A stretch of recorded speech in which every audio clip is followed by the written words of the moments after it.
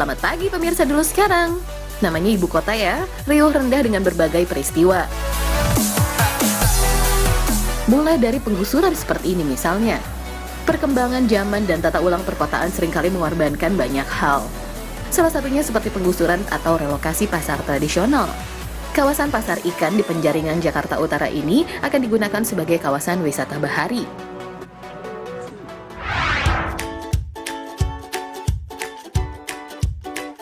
Kondisi pasar tradisional menjadi parameter tingkat kemajuan ekonomi dan daya beli masyarakat di suatu tempat. Pasar tradisional yang sudah tua pun memiliki nilai historis. Untuk itu diperlukan pelestarian pasar yang umumnya berkaitan dengan renovasi bangunan tanpa menghilangkan jejak sejarah yang ada.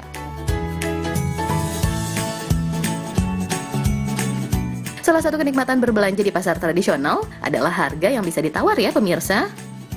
Bang, ini berapa sekilonya bang? 100.000. Nggak bisa kurang lagi? Berapa kurangnya? 5.000 aja. Nah pemirsa dulu sekarang, saya paling seneng banget nih kalau masuk ke pasar ya, bisa tawar-menawar seperti ini. Kali aja dapat harga murah ya. Memang pasar tradisional ini identik sekali dengan identitas dari suatu kota yang kita kunjungi. Tapi dampak dari modernisasi justru menggeser pasar-pasar tradisional seperti ini.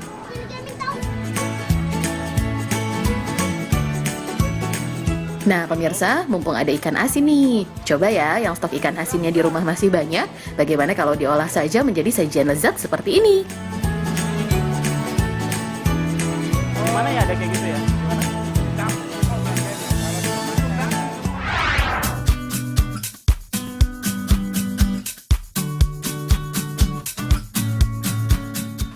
Siapa sih yang tidak tergoda? Ups, tunggu dulu, jangan main makan saja ya. Lihat dulu yuk, seperti apa proses pembuatan ikan asin ini.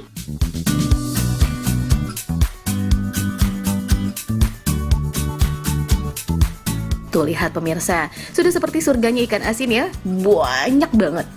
Nah ini dia tempat pengepul sekaligus sebagai tempat proses pembuatan ikan asin.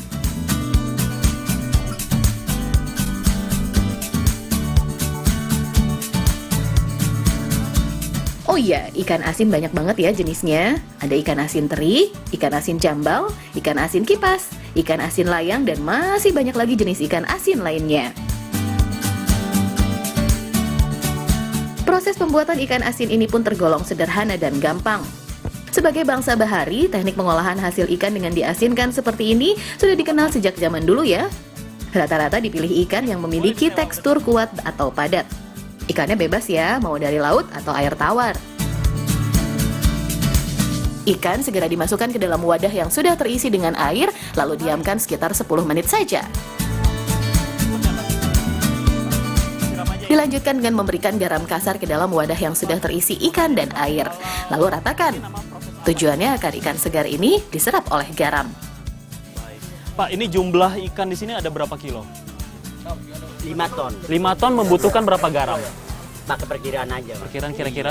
Ya perkiraan paling ya 20 karung lah. 20 karung. Ya 1 ton lah. 1 ton Pak ya? 1 ton garam. Nah pemirsa, ini proses paling penting sekali karena untuk menentukan namanya ikan asin, ini dia proses penggaraman. Bandingnya sekitar ikan 5 ton, kalau ini sekitar 20 kilo ya Pak ya garamnya.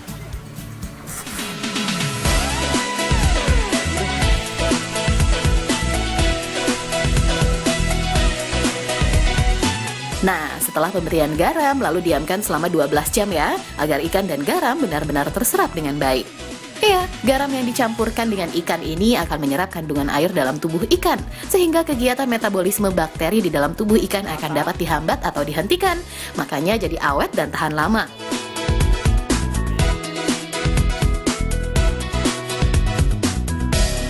Ikan yang telah didiamkan selama 12 jam ini direndam ke dalam air mendidih selama 5 menit saja, angkat, ikan siap untuk dijemur.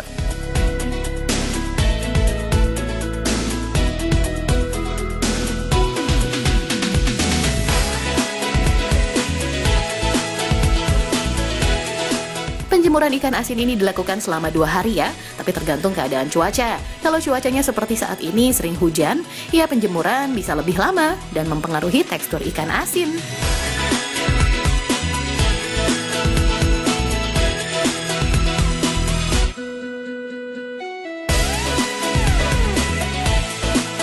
Pak, Ini harga per kilo ikan jambal ini berapa, Pak? 60.000. 60.000. Wah, lumayan mahal, Pak ya. Nah, pemirsa, kebayang ya, harga ikan asin jambal ini aja hampir mendekati harga daging, yaitu sekitar 60.000. Jadi, ikan asin ini bukan makanan yang murah lagi ya. Iya. Iya, kini ikan asin sudah naik kelas. Beberapa jenis ikan asin ada yang melebihi harga daging per kilonya. Tentunya sudah menjadi makanan mahal ya.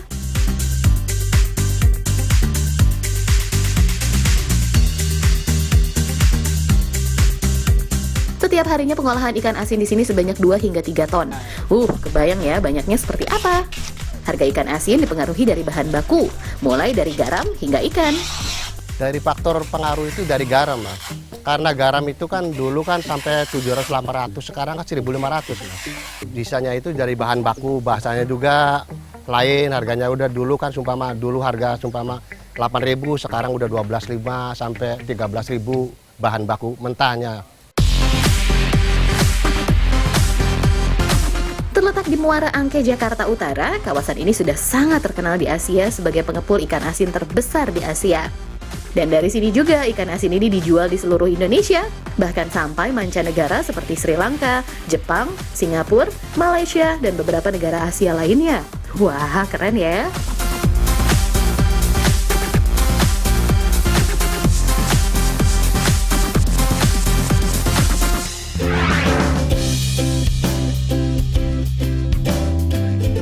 Ikan asin tidak hanya terkenal di Indonesia saja. Negara-negara di Eropa pun mengenal ikan asin atau proses pengawetan dengan garam. Hanya saja ikan yang digunakan adalah ikan cod. Ikan asin cod pertama kali diproduksi di Kanada, Islandia, dan Norwegia. Proses ini sudah ada sejak 500 tahun yang lalu. Proses ini juga dibawa ke beberapa negara Eropa lainnya.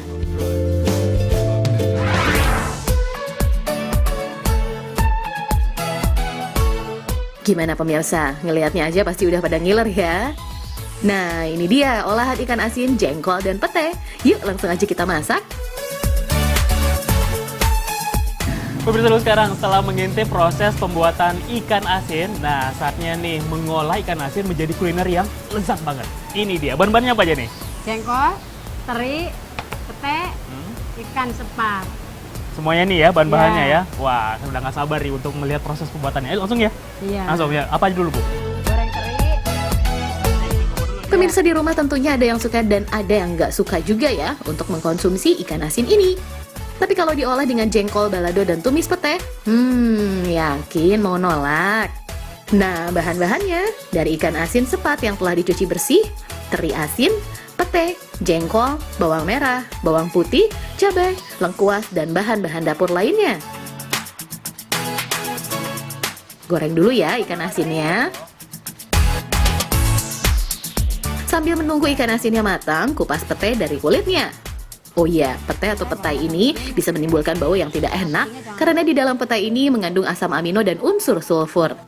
Nah, kandungan inilah yang membuat biji petai menghasilkan bau yang sangat menyengat dan tidak sedap. Namun siapa sangka ya, di balik baunya yang tidak enak menyimpan manfaat yang baik bagi tubuh.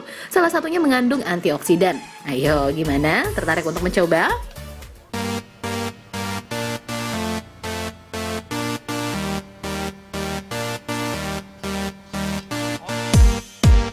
Lanjut, jengkolnya lagi ya digoreng. Ingat, jangan terlalu kering. Nah, jengkol juga mengandung zat besi di mana zat ini sangat berperan untuk mencegah dan mengatasi kurangnya produksi sel-sel darah merah dalam tubuh. Asalkan mengkonsumsinya jangan berlebihan ya.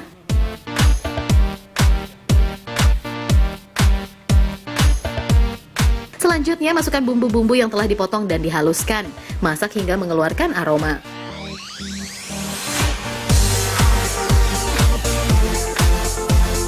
Lalu masukkan ikan asin, pete, dan jengkolnya.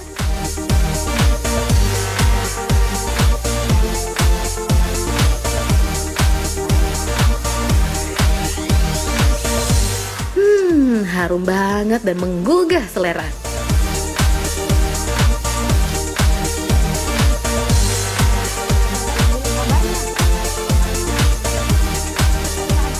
Wah, udah jadi ini. Ini namanya apa nih, Bu? Jengkol, balado, teri. Kalau yang ini ikan asin sepat tumis pete. Harum. Harum ya Bu ya? Harum. Udah nggak sabar nih pengen makan. Langsung nih? Langsung makan. Oke, kalau gitu saya makan dulu. Yuk, sana Bu yuk. Ayo.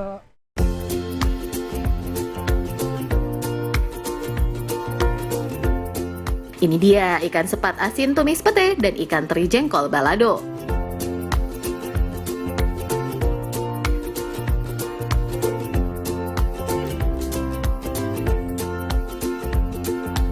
Memang meski makanan ini sederhana, tapi mampu menggugah selera loh. Ayo pemirsa di rumah, pasti udah nggak bisa nahan lagi ya untuk mencicipinya.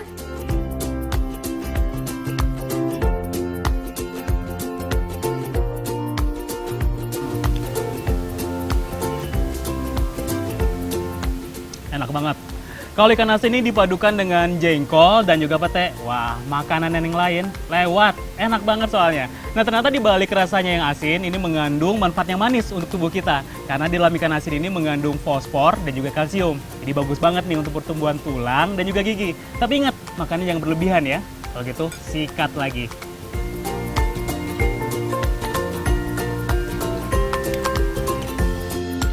Oh iya, kalau makan jengkol atau pete, jangan lupa setelah makan langsung bersihkan mulutnya ya, agar komunikasinya jadi lancar.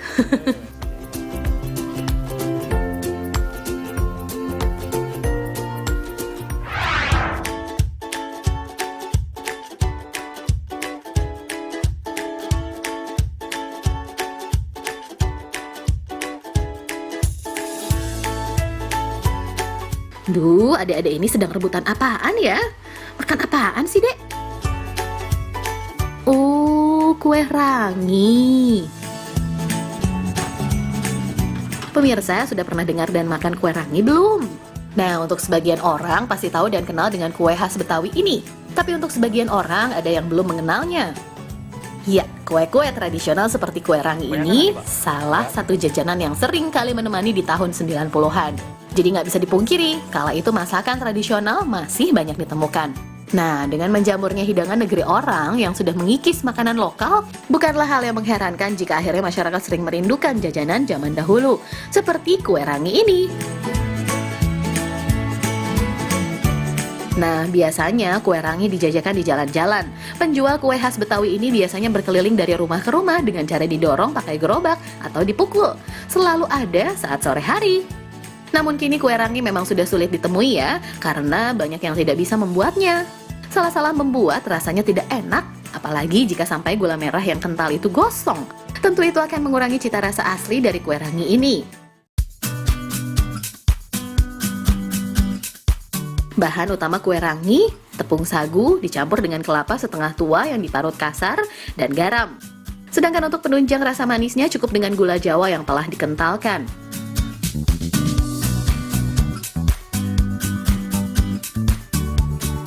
Wah, ini kue rangi Pak ya? Ya, sagu rangi. Sagu rangi? Ya, sagu rangi ya. Nah, Pak ini berapa sih harganya Pak? Harganya 5.000. 5.000? Ya, kalau dua di- ini? Dua 10.000. Oh, 10.000. Kalau gitu saya bungkus satu. Tapi sebelumnya saya boleh nggak ikut proses pembuatannya Pak? Boleh, boleh. Boleh nih? Mau bikin. Kasih, yuk. Nah, kue rangi ini adalah kudapan khas dari Jakarta yang bisa dibilang legendaris. Kenapa legendaris? Ya, karena kue ini dari dulu sudah ada, bahkan di era tahun 90-an. Kudapan ini sudah memanjakan lidah para pecinta kuliner kala itu. Bahan-bahan tadi dimasukkan ke dalam cetakan dan sambil ditekan pelan. Masak hingga matang. Sudah matang ya kue ranginya, siap diangkat. Harus hati-hati ya, ada tekniknya juga nih. Nggak asal angkat saja, salah angkat kue ini hancur.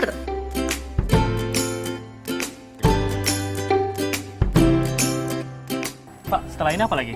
Ya, tinggal kasih gula. Kasih gula? Ya, gula merah sama Gula pang merah ini kue. ya? Iya, gula merah campur pang kue itu. Oh ini ya? Wangi.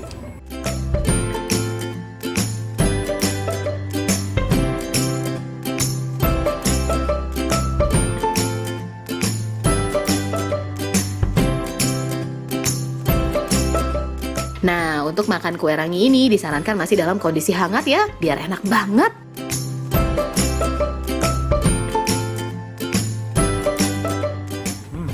Enak kan? Nggak, Tahu ini kuehnya. pemirsa dulu sekarang. Ini di kue rangi ya. Kalau makan kue ini rasanya kembali ke masa kecil. Bener-bener manis banget. Ya memang keberadaan kue rangi ini sudah mulai sulit ditemui juga sih. Dan ini merupakan makanan khas dari Betawi. Kue tradisional khas Betawi ini memiliki tekstur legit, sedangkan rasa gurih percampuran antara manis dan asin.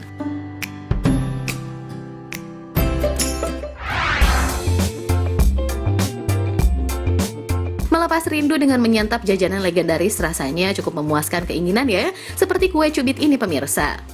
Jajanan legendaris ini mampu bertransformasi sesuai zamannya.